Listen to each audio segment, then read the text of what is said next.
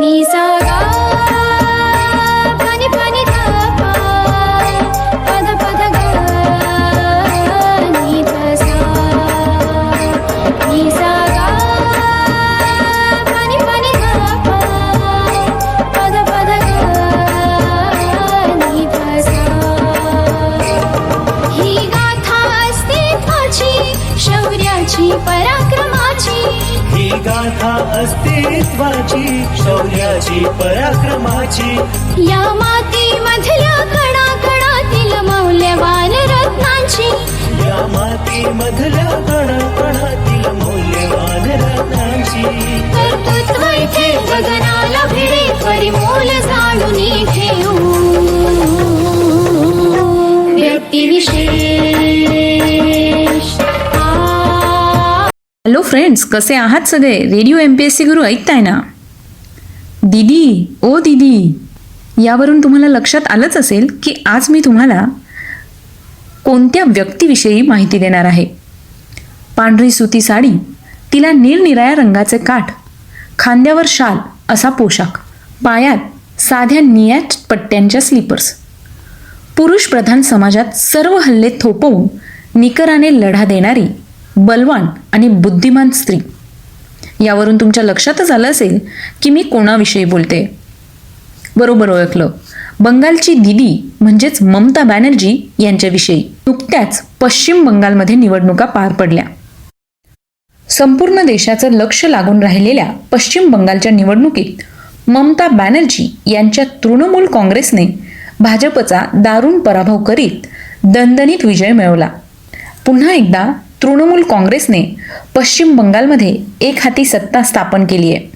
समग्र हिंदुस्थानात पश्चिम बंगाल हे एकमेव असं राज्य आहे जिथं महिला मुख्यमंत्री आहे. तर आज आपण त्या महिला मुख्यमंत्र्याविषयीची माहिती घेऊया. आजवर तिच्यावर अनेक हल्ले झाले. कधी तिला गावाच्या सीमेवर रोखण्यासाठी तर कधी तिच्या दौऱ्यातल्या वाहन ताफ्यावर बॉम्ब फेकले. तिने एका बलात्कार पीडितेला न्याय मिळावा म्हणून धरणं धरलं तेव्हा तर पोलिसांनी तिचे केस धरून फरफटत गाडीत भरलं होतं. एकदा तिच्या घराच्या वाटेवरच तिच्यावर हल्ला झाला. कवटीला जबर दुखापत झाली. मात्र प्रत्येक हल्ल्यानंतर ती दुप्पट ताकदीनं आणि निग्रहानं उभी राहिली. आपला इतिहास सांगतो, अशा प्रकारे भर रस्त्यावर जाणकार आणि जबाबदार अधिकाऱ्यांच्या समोर एका स्त्रीला तिचे केस धरून खेचत आणल्यावर काय होतं. यावेळीही तिच्यावर हल्ला झाला. पायाला दुखापत झाली. मात्र तिनं प्रचार थांबवला नाही. व्हीलचेअरवरून ती फिरली. कोणी म्हणालं हे तिचं नाटक आहे, तिला सहानुभूती मिळणार नाही. तिची थट्टा कधी शूर्पणखा म्हणून झाली. तिच्यावर अत्यंत घाणेरडे मीम्स आपल्याच समाजात तयार झाले. लोकांनी ते चवीनं चघळले सुद्धा. समाज म्हणून आपण किती गंडलो आहोत हे आता नव्यानं सांगायची गरज नाही. बाई, मग ती कोणत्याही क्षेत्रात कार्य करणारी का असेना, तिच्या निरीला हात घालून तिच्याबद्दल खालच्या पातळीवर बोलणारे आपणच आहोत, जे नवरात्रात शक्तीची उपासना करतो. कला, समाज, अर्थ, राजकारण सर्वत्र हेच. यातून ना आपल्या महिला पंतप्रधान सुटल्या, ना सुषमा स्वराज, ना सोनिया गांधी, ना आजच्या स्मृती इराणी. भर विधानसभेत जयललितांच्या साडीचा पदर ओढणारा भद्र समाज आपलाच आहे. मात्र त्याही जयललिताच होत्या, सर्वांना पुरून उरल्या.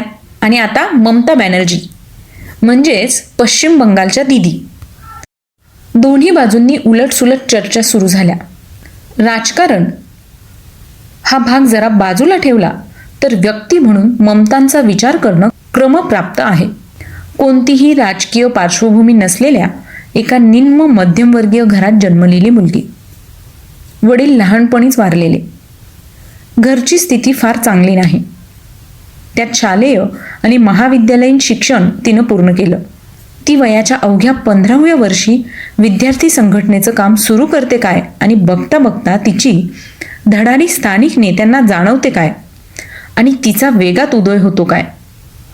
1975 साली जयप्रकाश नारायण यांचा निषेध म्हणून त्यांच्या कारवर तिनं केलेलं धाडसी नृत्य वर्तमानपत्राच्या चौकटीत येतं. सगळ्या नजरा वळतात. त्या ममता बॅनर्जी भारतातल्या सर्वात तरुण खासदारांपैकी एक आहेत. काँग्रेससोबत मतभिन्नतेमुळे तृणमूल काँग्रेस या स्वतःच्या पक्षाची स्थापना केल्यावर आपल्या पक्षाचं ब्रीदवाक्य ममतांनी ठेवलं. मा माटी मानुष. ते फार बोलकं आणि सामान्य नागरिकाच्या मनाला हात घालणारं होतं. तेच ममतांच्या पहिल्या कविता संग्रहाचंही नाव होतं. पहिली महिला रेल्वे मंत्री, पहिली महिला कोळसा मंत्री, ही सगळी पदं त्यांनी जबाबदारीनं भूषवली. पांढरी सुती साडी, तिला निरनिराळ्या रंगांचे काठ, खांद्यावर शाल असा पोशाख, पायात साध्या निळ्या पट्ट्यांच्या स्लीपर्स. कालीघाट परिसरातलं त्यांचं छोटंसं घर. तिथं त्या राहतात, लिहितात, कविता करतात. आजवर त्यांची सुमारे 13 पुस्तकं प्रकाशित झाली आहेत. त्या चित्रकारही आहेत. रवींद्र संगीतावर श्रद्धा असणाऱ्या ममता अनेकदा आपल्या घरात कीबोर्डवर रवींद्र संगीत वाजवतात. वरवर पाहता अतिशय कठोर दिसणाऱ्या ममतांची एक कविता छोटो मेये म्हणजेच छोटी मुलगी ही प्रत्येकाने एकदा नक्की वाचावी. लहान मुलीचं निरागस जग, तिचा खेळ, अचानक तिच्या आयुष्यात घडलेले प्रसंग, तिचा इवलासा घाबरलेला जीव, तिला अधिकच घाबरविणारा भवताल आणि दुर्दम्य शक्ती मनात बाळगत त्यावर मात करणारी मुलगी असा तिचा प्रवास त्यांनी लिहिलेल्या थांबेना थांबेना कोनो बाधाई शे मानबेना, एक दिन शेव उठलो ज्वले, मोनेर जोरे मोनेर बाले. याचा अर्थ असा आहे की नाही, आता ती थांबणार नाही, कोणतीच बंधनं ती मांडणार नाही. एक दिवस ती पेटून उठली मनाची ताकद आणि मनोबल घेऊन.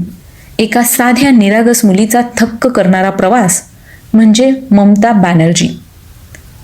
भारताच्या सांप्रत राजकीय पटाकडे पाहिलं तर लक्षात येईल, जयललिता आता नाहीत, सुषमा स्वराज नाहीत. समग्र हिंदुस्थानात पश्चिम बंगाल हे एकमेव राज्य असं आहे जिथं महिला मुख्यमंत्री आहे. यंदाच्या निवडणुकांच्या रणधुमाळीत सर्वात बलवान पक्षानं बंगालात घातलेलं लक्ष, झालेले वार, पलटवार, टीका, हल्ले आणि सगळ्या देशाचं लक्ष लागलेला निकाल घोषित झाला आणि दिदींचा पक्ष निवडून आला.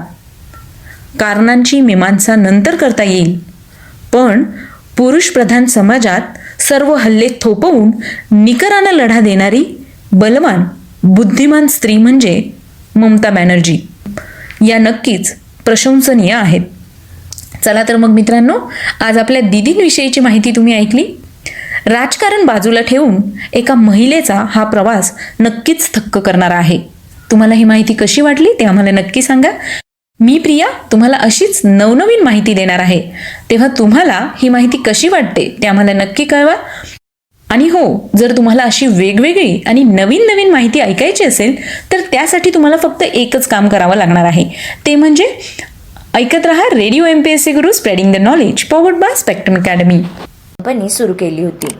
ती आज जगातील सर्वात प्रभावशाली आणि महाबलाढ्य सॉफ्टवेअर कंपन्यांमध्ये गणली